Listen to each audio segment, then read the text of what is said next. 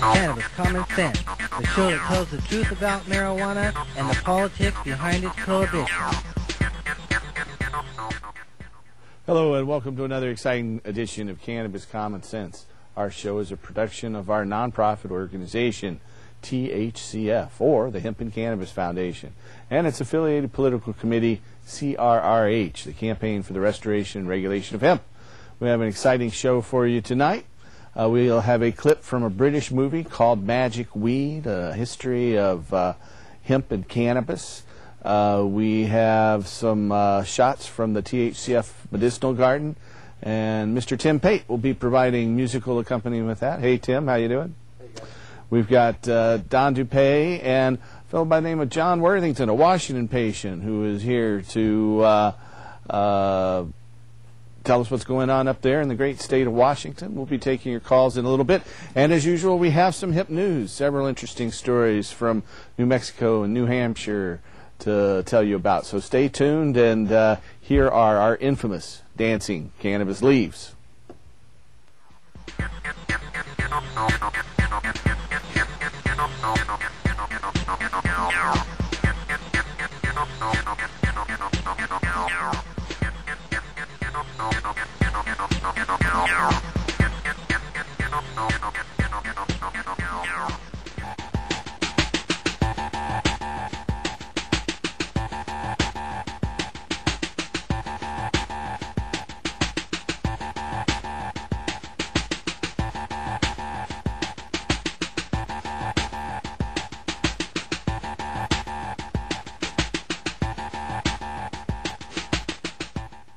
All right, our first story tonight is from New Hampshire.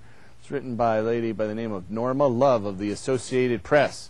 The New Hampshire House of Representatives voted Thursday to allow farmers to grow hemp, a close relative of marijuana, despite federal hurdles to planting the controversial crop. Supporters pointed out that hemp, which has very low content of THC, the psychoactive ingredient in marijuana, has unfairly been characterized as the same as marijuana. According to Democratic New Hampshire House member Derek Owen, he says, quote, "You don't smoke hemp. A wheelbarrow full would only make you sick," end quote. Hemp is one of the oldest and most useful and strongest natural plants known to man, he told the House. The New Hampshire House voted 190 to 76 to send it on to the New Hampshire Senate. North Dakota passed a similar hemp measure, and they haven't been able to get permission from the Federal Drug Enforcement Administration to plant that crop yet. Hemp, known for its strong fiber, is used in a wide range of products, including clothing, canvas, rope, fiberglass, insulation, automobile clutch and brake liners, cement, and paper. It can be grown legally in other countries, including Canada. According to Owen, he says, "No one confuses water with vodka, though they look the same," end quote. Hemp can be grown only with permission from the Federal Drug Enforcement Administration. North Dakota farmers are currently trying to get the DEA permission to grow hemp under that state's rules. Owen says, quote, "This is an end issue of liberty. Small farmers in the state need all the help they can get," end quote. The bill would let farmers grow hemp after obtaining a permit. The state would issue licenses to grow hemp and be the sole supplier of the seed. The state would also regulate the industry. People with criminal records involving drug offenses within 10 years would not qualify for a New Hampshire permit. The House passed a bill 2 years ago to allow farmers to grow hemp, but the Senate killed it. There's several facts about hemp. It's a close relative of cannabis. They're both the same plant, Cannabis sativa. Hemp generally is defined as Cannabis sativa, containing less than 1% THC, but that's an arbitrary rule that's been made up by law enforcement to try to suppress hemp. There are more than 400 different varieties of cannabis, and that's an underestimate. Hemp is known for its strong fiber, and it's used in a wide range of products, including clothing, canvas, rope, fiberglass, insulation, cement, and paper. Hemp seeds are considered a healthy food rich in the essential amino acids, including omega-3, 6, and 9 essential fatty acids. Hemp seeds can be pressed for oil, which is used in skin lotions, shampoos, soap, cosmetics, and is also useful as biodiesel to run diesel engines. In Russia, hemp butter is considered superior to peanut butter. And hemp is a stocky plant that typically reaches 8 to 15 feet tall. Once again, the source for that is the Associated Press, written by Norma Love and published today, April 6, 2007. Our next story is from New Mexico, from Santa Fe. New Mexico Governor Bill Richardson, a Democrat, signed legislation into law this week ordering the establishment of a statewide medicinal cannabis distribution program. Senate Bill 523, the Lynn and Aaron Compassionate Use Act, mandates that the state of New Mexico Department of Health promulgate rules governing the use and distribution of medical cannabis to state-authorized patients. These rules shall address the creation of state-licensed cannabis production facilities and define the amount of cannabis that's necessary to constitute an adequate supply for qualified patients. The New Mexico Department of Health is ordered to establish this program by October 1st, 2007, this year. Patients will not be permitted to cultivate their own medical cannabis under this program. Governor Richardson, who lobbied for the bill's passage, said, quote, "This law will provide much-needed relief for New Mexicans suffering from debilitating diseases. It's the right thing to do," Richardson said. New Mexico is the 12th state since 1996 to enact legislation protecting medical cannabis patients from arrest and state criminal prosecution, though it's only the 4th state to do that legislatively. The law that's passed in New Mexico is rather odd. It requires that patients get their doctor to authorize cannabis. Then that doctor's authorization is taken to a board comprised of the Department of Health physicians who decide if that authorization is adequate. So once you get your doctor to do it, then the state health department decides if that's appropriate. And then the New Mexico law also limits the use of cannabis to a topical application. You can't be ingested or eaten, or it can't be smoked or inhaled. Under the new New Mexico law, you can just use it as a poultice on your skin, and it's to be absorbed through your skin. So it's a pretty bizarre bill, really, that they've got there in New Mexico, and I'll be interested to see how it works out in the end. Our next story is from Bethesda, Maryland. New saliva tests are not reliable for detecting cannabis, according to a new study. Saliva tests do not reliably detect the presence of THC, according to a review of 10 separate oral fluid point-of-collection drug testing devices published in the January and February issue of the Journal of Analytical Toxicology.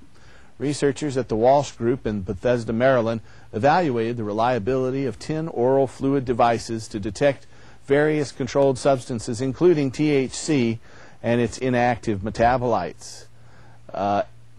Of the 10 devices tested, 6 recorded either false negative or false positive test results for THC. 5 devices also recorded false positive results for metabolites of THC. Manufacturers proposed cutoff guidelines for THC and varied widely from product to product, from 15 nanograms per million parts, that's the lowest recommended cutoffs, to 600 nanograms per milliliter. That's the highest recommended cutoff. Currently, no federal regulations govern oral or saliva fluid testing cutoff standards. Investigators concluded, quote, "The detection limits are improving for THC, but reliable detection of marijuana use in forensic investigations, such as driving under the influence and the workplace, remains problematic," end quote. Previous evaluations of on-site oral fluid tests have shown the technology to be unreliable for detecting the presence of cannabis, particularly when administered at roadside checkpoints. Several European nations and a handful of U.S. states are testing the use of such devices in an ongoing field study investigating the prevalence of motorists who drive under the influence of controlled substances. The full text of this study, called Evaluation of 10 Oral Fluid Point-of-Collection Drug Testing Devices, appears in the January-February issue of the Journal of Analytical Toxicology. Our next story is from Rockville, Maryland. The FDA postpones a decision on the safety of a new controversial cannabinoid blocking agent. U.S. regulatory authorities announced that an independent Food and Drug Administration, or FDA, advisory committee will hear testimony in June regarding whether the controversial cannabinoid receptor antagonist SR 141716A is safe for human consumption. The agency had previously announced that it would decide by April 26, 2007, whether to grant the U.S. market approval for this new drug as a weight loss drug. Neither the FDA nor the drug's manufacturers, Sanofi Aventis Pharmaceuticals, gave a reason for the postponement. Under the FDA's revised timeline, the agency's Endocrinologic and Metabolic Drug Advisory Committee will hear testimony regarding the drug's safety and efficacy on June 13, 2007. The FDA had previously denied Sanofi Adventis Pharmaceuticals permission to market the drug in the United States. That's the end of our hemp news segment for tonight. We are now going to have a little song here, I believe. I think it's a good idea. Okay. Well, if you do, then I should do it. You got one ready? I always have one ready for you. All right. That's why you're standing there.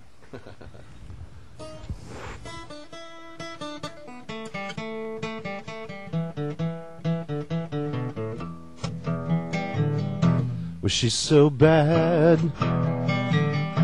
She's bad for me. She's so bad. She's bad for me. She's so bad. Guess it's tied up like I can't leave.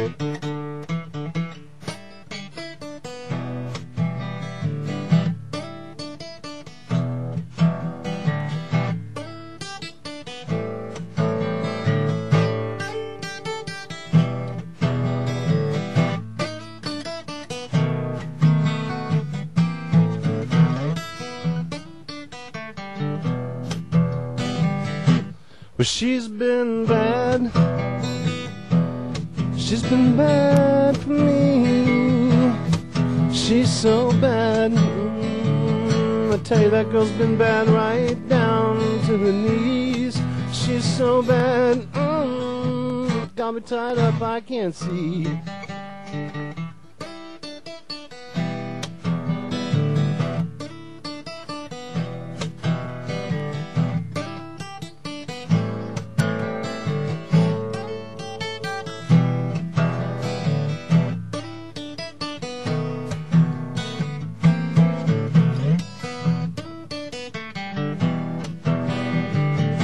Now she'll be bad.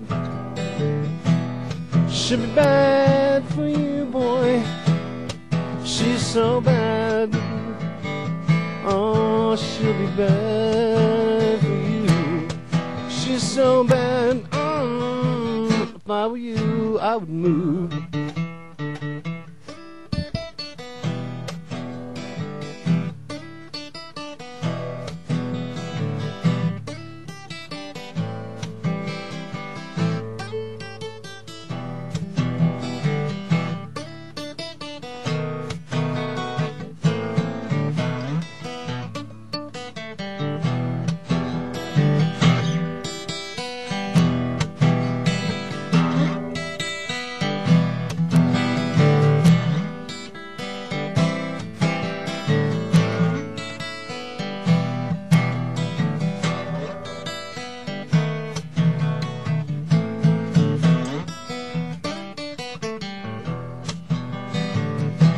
She'll be bad.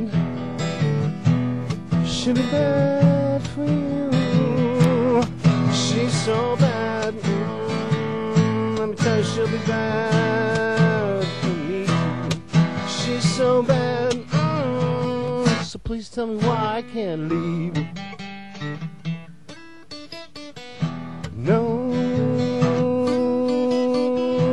I can't go.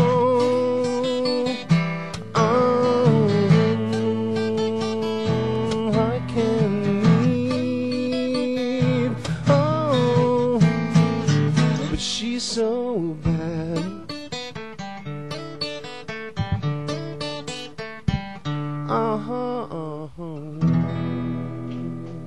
Thank you, Tim. My pleasure. Good work there. I want to welcome our viewers. You're watching tonight. It is the 6th of April. How are you doing, Don? Great, Paul. And how about you, John? I appreciate you having me here, Paul. Well, we're glad to have you. You're a Washington State patient who's been through a couple adventures here lately. Yes, sir. Want to tell us about what happened? You got kind of caught up in this thing with that group, Steve Sarich, a Cannabis, where they came and arrested him for 1,500 plants. They came to your house and you had 6, right? That is correct. They said I was a partner in Cannabis, and they said that I had a grow of 100 plants. and that I was mixed up with Canacare and had grows all over the state. Oh my goodness! And nothing could be unfortunately- farther from the truth. Well, fortunately, I had emails that proved I quit Canacare in June, and so they had a hard time trying to connect me to Canacare.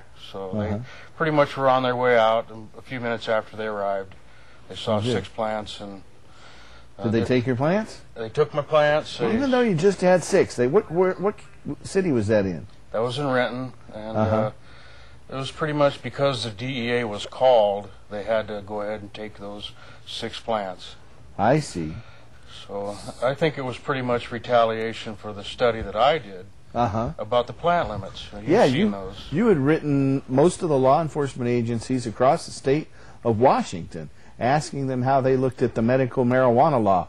And you had a number of sheriffs tell you there was no medical marijuana law. Isn't that right? 8 counties say that no, there is no medical marijuana law in Washington. Even though we know it as RCW, or the Revised Code of Washington, 69.51A is the medical marijuana law. And they said it didn't exist, and they put it in writing. They put it in writing, and they responded to you. And then other counties said they realized it was there, but they don't recognize it. The Ponderay County said, well, the sheriff does it verbally on site. When he gets there, he decides.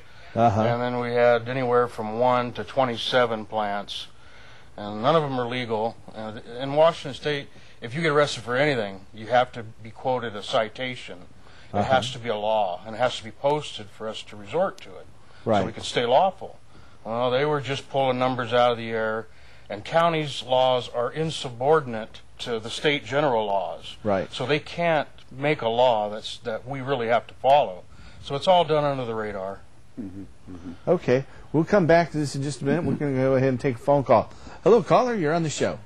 Yes. I was wondering about NORML's view, NORML, National Organization for the Regulation of Marijuana Laws, what their stand is on mental health, particularly schizophrenia, and cannabis, recreational cannabis use. Well, you know, I can't speak directly to National NORML's view on recreational cannabis use and schizophrenia, but I can tell you from my direct anecdotal experience with a roommate that some people who have a tendency towards schizophrenia should not use marijuana recreationally. It can set off a psychotic attack. I can also tell you there are a lot of schizophrenia patients, though, that find they receive relief from cannabis. And so with schizophrenia and cannabis, you have to be careful, because for some schizophrenia patients, cannabis is not recommended. But as far as what the National Organization for the Reform of Marijuana Law's official policy is on that, I can't really answer that specifically. Okay, thank you very much. It is Peter, I believe. I'm Paul. Paul. I'm the guy you robbed Peter to pay me. I couldn't resist that. Okay. You have a good day. Good talk. All right. Thank you. You know, there's a lot of different psychiatric conditions that cannabis helps, and in the only state, though, that allows those for medicinal purposes right now is the state of California. Oregon, Washington, Colorado, Hawaii have all had moves to have those laws, medical marijuana laws, cover depression, anxiety, PTSD. In fact, the Israeli government uses it explicitly for their soldiers for PTSD. But currently, California is the only state that allows that. And all these other state boards have turned it down to date, even though I think it could help a lot of different patients with PTSD and anxiety, depression, and bipolar conditions. Currently, they're just criminals.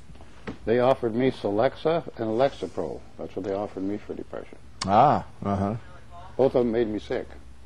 That's often the case, isn't it, with most of those medicines? But you talk about that quite a bit here, Torres. I guess we have another caller, though. Hello, caller. You're on the show.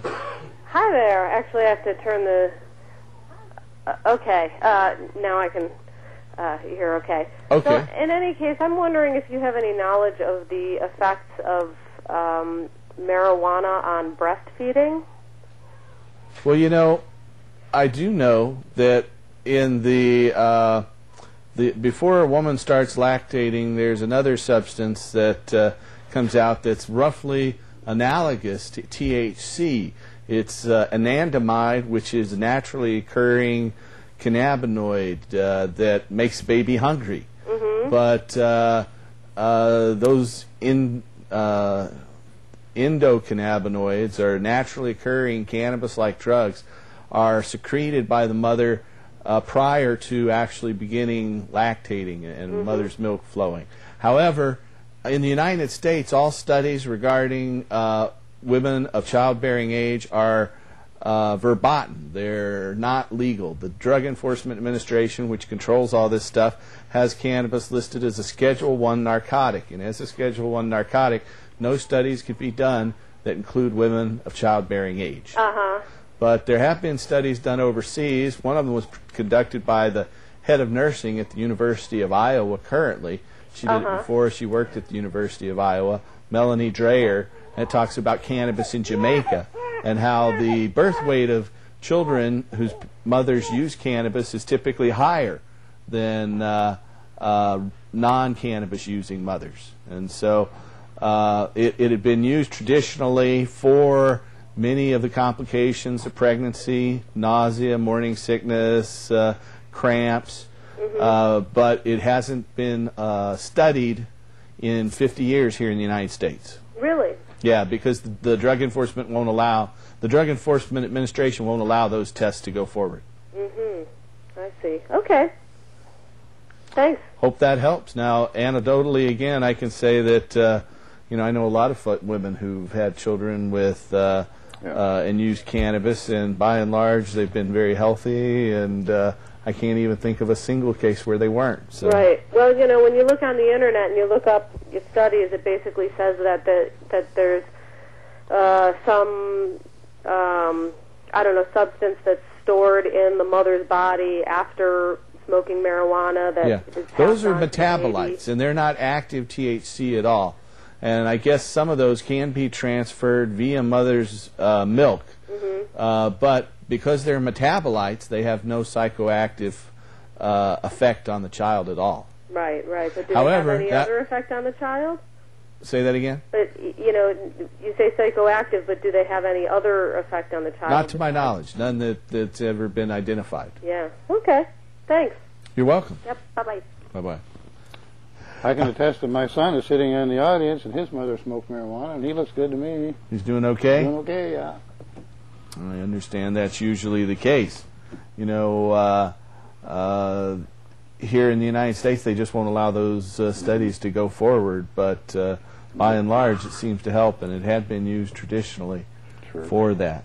And in fact, the pre-lactating women secrete anandamide, which is almost identical to THC, the psychoactive substance in cannabis. So, John, you wrote these letters, and you were working with Steve at this CannaCare group, but you kind of split off from him, and because there were some problems there. Yes, sir.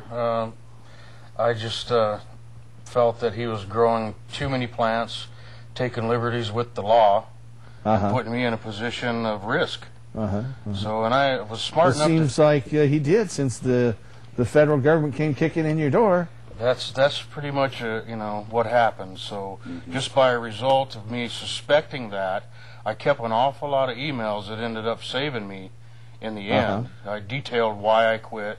There was too many plants, and at that time he had 300. Right, and then when he was arrested, or when he had him seized, he wasn't arrested actually. He just had his plants seized. He had 1,500 plants, and 1,500 hasn't been charged at all. But he's been leading the fight up there for some bizarre reason against Senate Bill 6032. Now, Senate Bill 6032 in Washington State just passed the legislature and passed the House, and it's now in a conference committee where they're trying to iron out the differences between the Senate's version and the House's version. And it would direct the Department of Health up in Washington to set a plant limit. And that would protect patients in many of the rural counties who have less than whatever that number turns out to be. And currently in those rural counties, those folks are just being arrested or at the very least having their medicine seized. So we're strongly in favor of Washington Senate Bill 6032. We urge our viewers out there to contact your legislators in Olympia. For your viewers up in Washington State, contact the House members and the Senate members in Olympia and tell them to support Senate Bill 6032.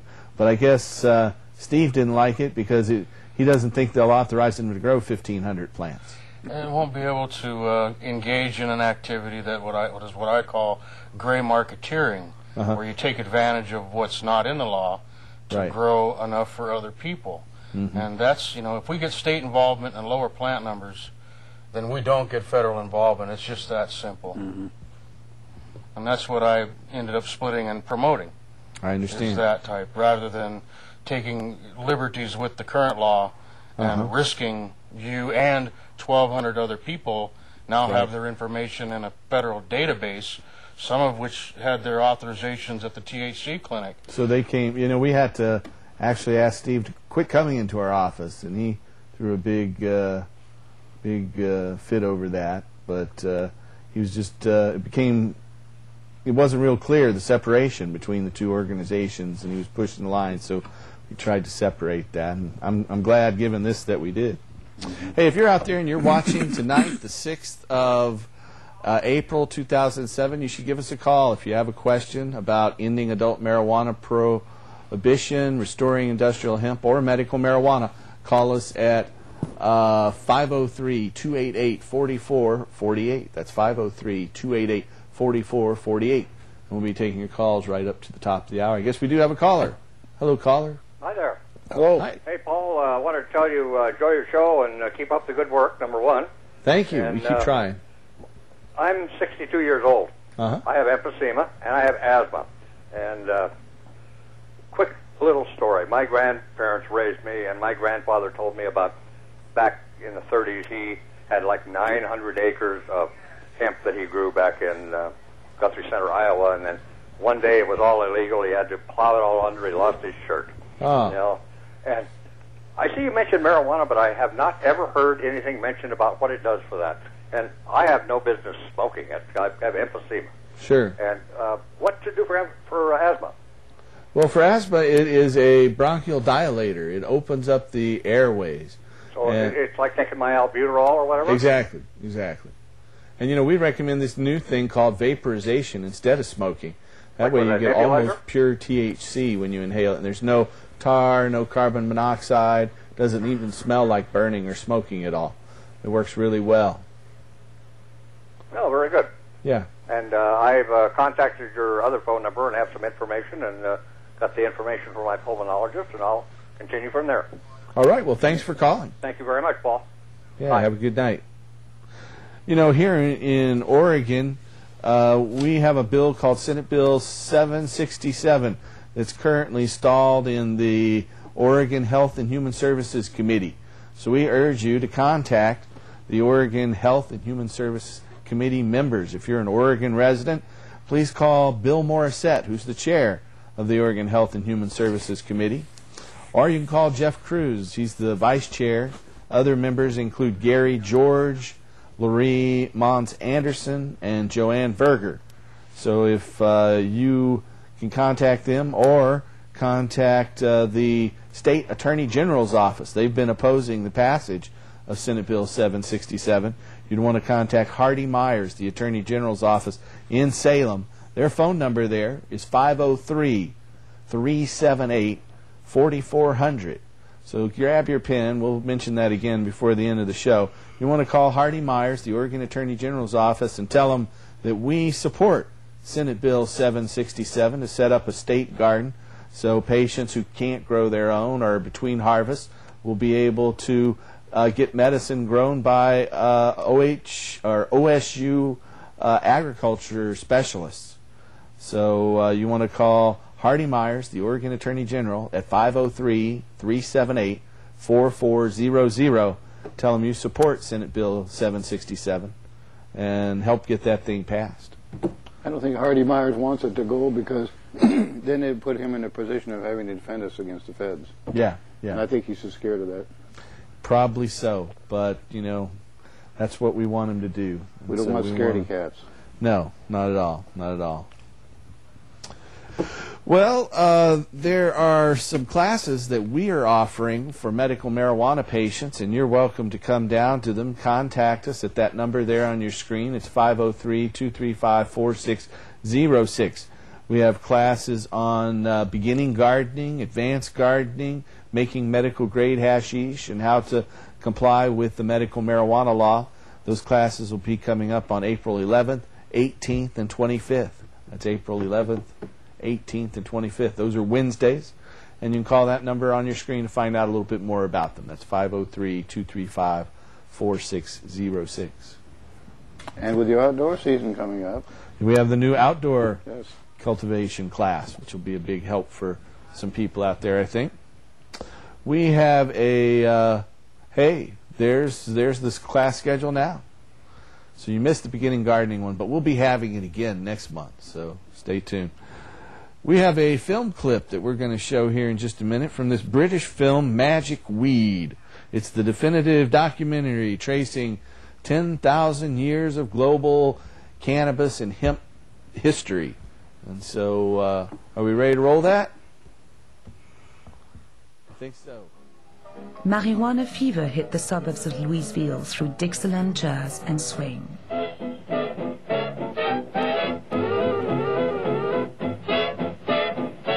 Marijuana was known in America as reefer or grass.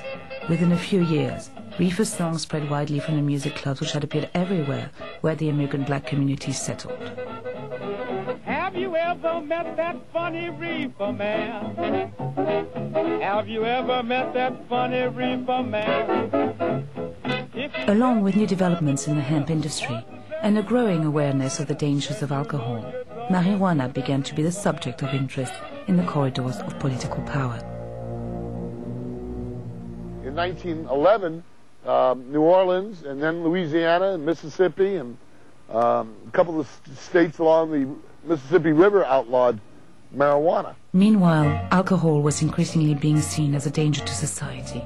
American women lobbied for alcohol to be banned. They succeeded with prohibition, which led to illegal speakeasies, the proceeds of which enriched criminals and resulted in violence and gang warfare. Alcohol was legalized again in 1933. Then all of a sudden alcohol was becoming legal again, and all these agents didn't have anything to do, and Harry Anslinger thought, well, we should have a law against hemp, and so did William Randolph Hearst, and so did DuPont, and the three companies got together, and other people claimed the cotton industry joined in to outlaw hemp because it was making a huge comeback. And the reason it was making a huge comeback is that it took 200 to 300 hours to plant, harvest, and make ready for fiber, acre of hemp. But all of a sudden, in the 30s, in the 1930s, that 200 or 300 man-hours per acre went down to 1 man-hour per acre. It was a better fiber than any other fiber and previous hemp fibers. And that was the beginning of the end of all fibers, as being the only synthetic. Nylon which is the new synthetic, would have to make way for the reintroduction of hemp as an inexpensive fiber, as well as the strongest, the best, the longest lasting, and the softest fiber. The government of the United States outlawed a fiber and forced the rest of the world to swallow it. They swallowed the outlawing of the #1 fiber on Earth for 10,000 years until the 1930s, and then they outlawed it completely. China, the hemp country, was part of the Japanese plan for military conquest. But in official Tokyo, seat of an empire which for nearly a decade has been governed by its stern and ruthless military caste, there is more activity, more secret comings and goings than in many a year. The little men who command the world's third largest navy see in the South Pacific the richest of all colonial prizes. The Philippines, a group of 7,091 Pacific islands which, still under the protection of the U.S. flag, constitute the only major hazard to Japanese plans for new conquest in the war year of 1940.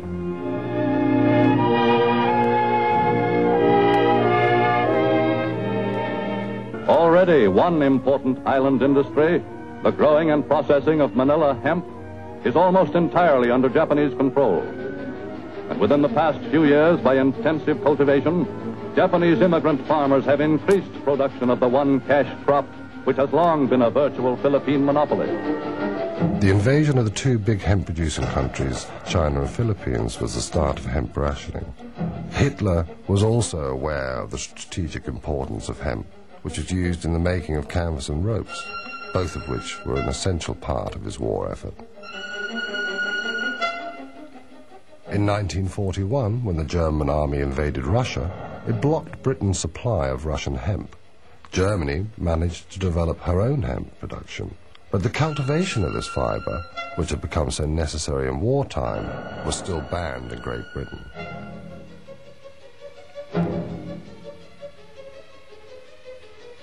In 1942, the German troops reached the centre of Russia. The land continued to produce hemp, which enabled Hitler to move confidently to the next stage of his plans for the Reich. To safeguard its own supplies of hemp, Great Britain urged India to increase production.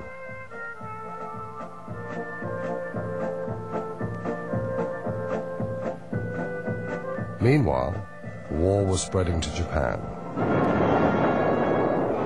Within little more than a year, Japan, successfully employing once again the deceit and treachery which had so well served her in the past, had taken the final desperate plunge.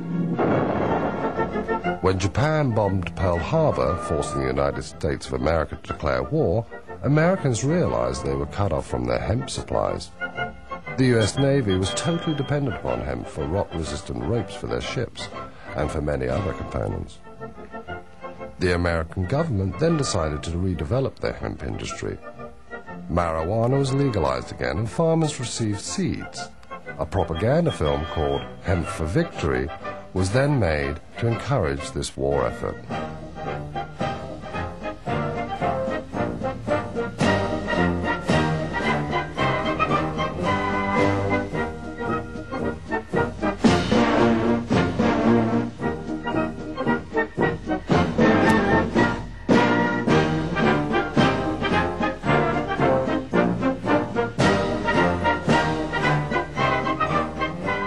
The Allies' Air Force.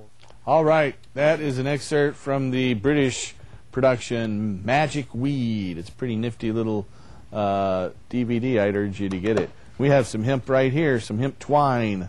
This is Hungarian. Yes. We have to import it from Hungary. So there you have it. Yep, makes neat jewelry too. I guess a lot of kids make jewelry out of it. We have another caller. Hello, caller. You're on the show.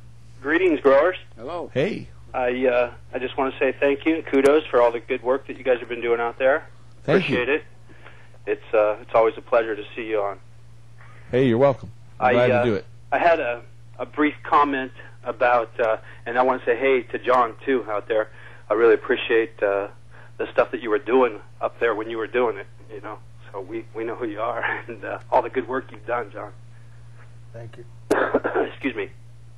But I had a brief comment about the New Mexico law. It seems that, you know, Governor Richards is just using this as like a stepping stone or something for his political agendas.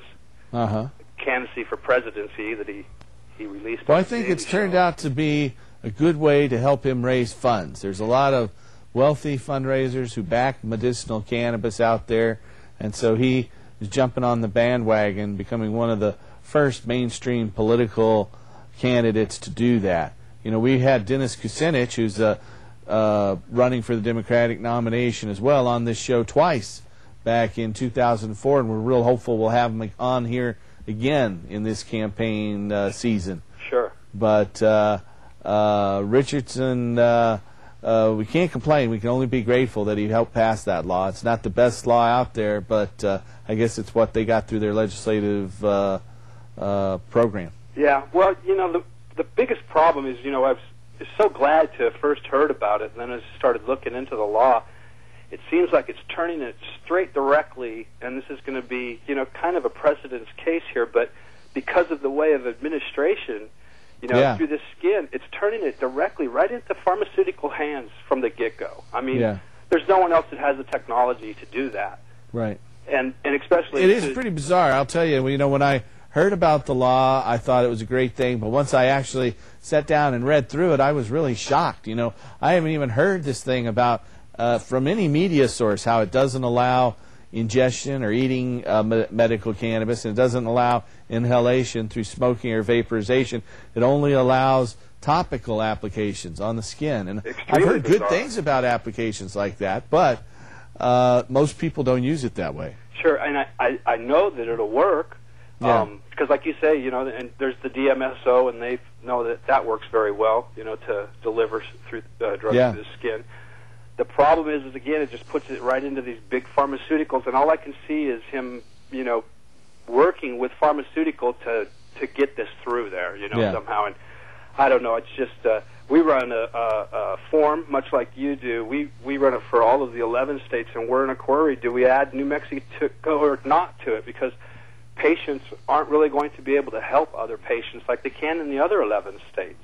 And even a state like Rhode Island, you may know, has less than 10 patients that are signed up on their thing. But and that's what I wanted to say. And about your form is thank you very much. We run the form, the OMMP Green Room. You can do a Google and find it. And I wanted to remind people about your form because it's also free. And it's one of the only free forms that are out there that are available to patients that allow them to trade clones, use resources, and actually interact with each other. That's we have ours password protected, so people who aren't patients and don't have permission can't actually just go in and glean information off of it. In our form, we just provide it and we step back. It's pretty much, we leave it up to the patients to police each other. We're not going to be there when they meet each other. So, but we want to thank you for all your hard work again, and I'd like everybody to get that pen and pencil out and mark down on their calendar that number that you're going to give us to Mr. Hardy again, so that we can give him a call and let him know. Because if we don't apply that pressure to him, I think Don's right. You know, he's going to fold.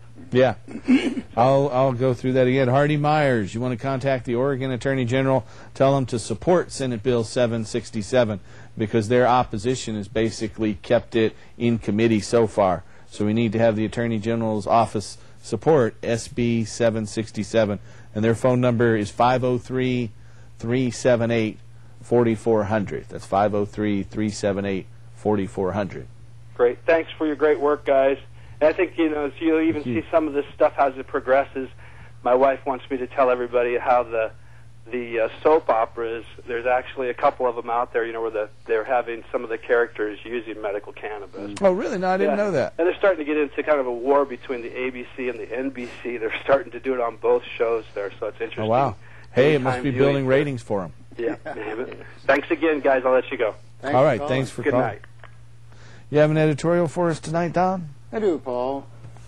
People who have listened to me for a while know that I'm a wordsmith, and certain words provoke images, so that's what I'm talking about tonight. If I use the word hooker, it provokes an image in your mind. If I use the word homeless man, it provokes the image in your mind. The image I'm wondering about tonight is pornography. And this came about a while back because a friend of mine emailed a photo of a dress made entirely of brightly colored condoms. It could be a beautiful dress if you could find a woman who was going to wear it. It'd be a party favorite. He said he found it on a site called goodshit.com. So I looked up the website and I found pictures of adults having sex, showing their body parts, penises, breasts, and nipples, and other body parts. It showed adults having sex, oral sex, and regular sex, and they called it pornography. Now I'm having trouble with this term, and I'm not talking here about criminal sex or sex with children. I'm talking about what consenting adults do behind bedroom doors. Now, I'm a normal adult male, and the pictures that I saw were adults doing just what myself and my mate do on a regular basis behind bedroom doors, and I don't see that as pornography. Do you see what you do at home with your wife as pornography? If she does a cute little striptease for you in the bedroom, is that pornography? Pornography is listed in the dictionary as visual images lending themselves to a period interest. Well, what the hell is a period interest anyway? Since there seem to be literally dozens of adult websites selling pictures of adults having sex, I think it's just advertising.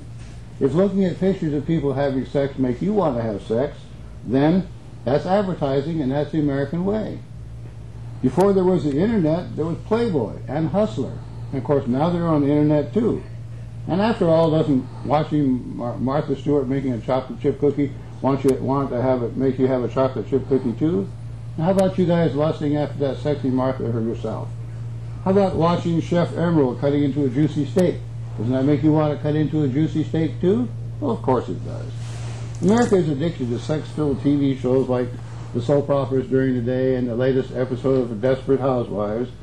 Now I have to ask, is Desperate Housewives lending themselves talking about period interest? Is that pornography? Because we see babes, boobs, and hunky muscled toros, and they're selling everything on this show from jeans to hair coloring. They're using period interest to sell things. You want to see a good-looking woman in her underwear? Black women, white women, Orientals? Well, you don't have to look up a pornographic site. You don't even have to do that. Just open an Oregonian newspaper. The women are a few pages back, and they're selling underwear. Underwear ads have always been the poor man's pinup. 25 cents for a newspaper or $6 for a Playboy. When I was a kid, I never had $6, but I could always find a newspaper. I'm wondering about the called the Viagra and Cialis ads, too. They're definitely using sex to sell pharmaceuticals. They are appealing to the period interest. Is that what they're doing? They're on the internet, too, along with a so-called porn site. So if your doctor says if it's right for you, Viagra will send you a coupon for a few free pills for your first prescription. They seem to be saying, hey, have a great erection, and then buy some more pills from us. With Cialis, it's when the moment is right, will you be ready? That's certainly suggestive. Ready for what is obvious. Ready for that attractive babe smiling back at the guy on the commercial with a horny look on her face. Period interest? Pornography? I suggest that normal sex between consenting adults is neither. It's just normal. So now after the show I'm going to go home and have some sex with my wife. Oh, wait a minute. Or pornography with my wife. Oh, damn. I don't even have a pornograph. Oh, well. That's the way I see it tonight. Right down here on Head Street. All right. Thanks, Don.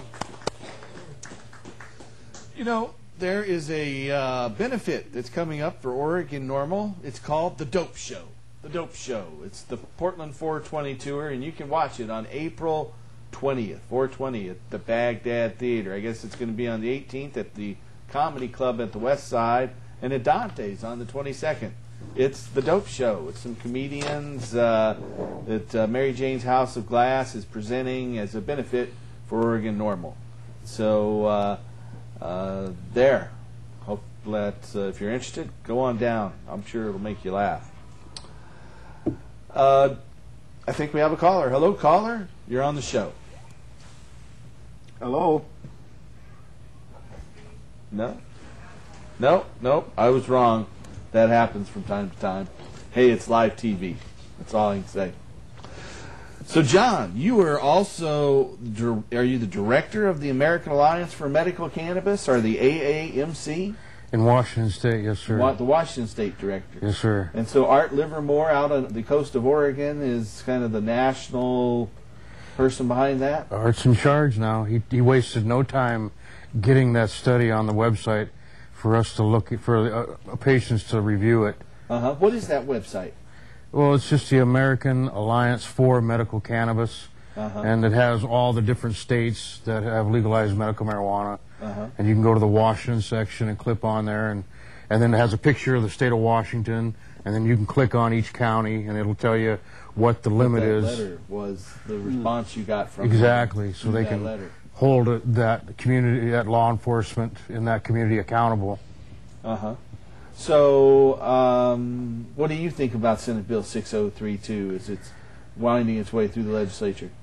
Well, my disappointment was that 2124, a House bill, which would have prevented bird dogging to the feds, didn't get included. But as far as not allowing pea patches, well, you know, I feel for those folks that can't grow, but the gray pea patches meaning multiple patient patient grows. I think they get into numbers. It doesn't forbid them. It just didn't even address the production. Didn't aspect. clear it up and allow it. And I think some people have good intentions. Yeah. And I don't want to characterize everybody that wants to grow a lot that they're going to sell a lot. But what it does do is it invites the feds to get involved, right, and have cases turned over to the feds.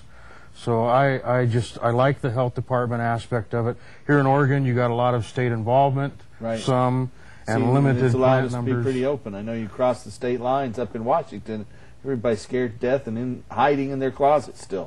Where here in Oregon, the medical patients anyway are out of the closet now. They got a good situation up here. The feds don't get involved up here that much. No, we haven't had any federal involvement. One rogue DEA agent seized a few plants back a few years ago. Our organization filed a lawsuit against them. Didn't really go anywhere, but there hasn't been any more attempts at anything like that. We have another caller, though. Hello, caller. You're on the show.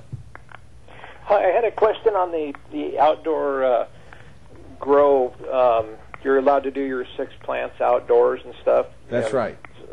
Pretty much concealed in your own backyard and whatnot. Exactly. And I'm in the construction industry, and I was wondering, quite often when we go to get permits and stuff, they'll pull up a plot map on stuff, and they have overhead aerial photographs of your properties and stuff. And I was wondering what their position is if they see that. Do they turn that into the feds or anybody, or how are we protected on that? You know, I am not sure what they do with the feds. I don't think that there's any kind of involvement by the feds here in that. I mean, I had an outdoor garden, and we had planes flying overhead, but we never had the police show up. We were under our limits by a pretty significant margin if you look at the Oregon 6 plant per patient limit. And so I haven't had any problems from that, and I haven't heard of anyone having any problems because of those types of that type of photography. But I'm not saying it hasn't happened. I just don't know of it. Right, because a lot of the photographs, as I understand it, are all like via satellite and stuff. So I was wondering if the feds would have a link to that where they could view that stuff and take that course. You know, I don't know how much time they have to go look at all of those satellite photos. They're watching what's going on in Iraq and Iran and Soviet, in Russia, I guess now, and all these places. I really don't know, to be honest. I guess they can read your license plate from space. So yeah, that's kind of was interesting. A friend of mine, we went in and looked at his, and you could read the numbers on his boat. So it was pretty amazing. Well, I don't think there's any secrets anymore from Google Earth. Yeah, they can look right down in your backyard. So Big Brother's watching. Now we just have to co-opt Big Brother. All righty. Well, thank you. All right. Yeah, we got to get a T-shirt like that. Co-opt Big Brother. Yeah. Take over Big Brother. There's a couple of meetings I want to announce, and if you have a question, you can give us a call at 503-288-4448. Even though we've got about 5 or 6 minutes to go here, so you might not be able to get much in.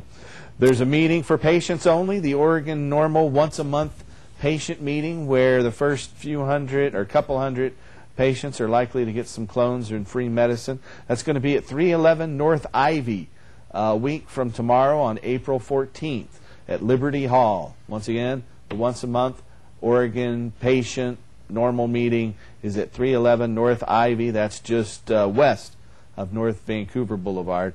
Then Normal also has their monthly general meeting coming up at It's a Beautiful Pizza on April 28th.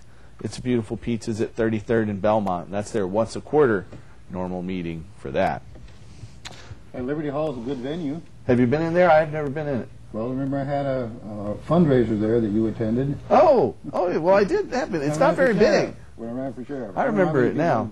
It's not a very big spot, so it'll be crowded. It'll be crowded, as it always is. Yeah, now that I know where it's at. Well, you know, I just want to remind our viewers out there that if you or a loved one suffer from one of the conditions that qualify for medical marijuana, we have doctors across the West who can help you. You know what those conditions are if you've been watching this show for long. Chronic pain is the largest single category of patients, and I would say 60% of patients qualify under that. Also, chronic severe nausea and gastrointestinal ailments like GERD and Crohn's disease and IBS.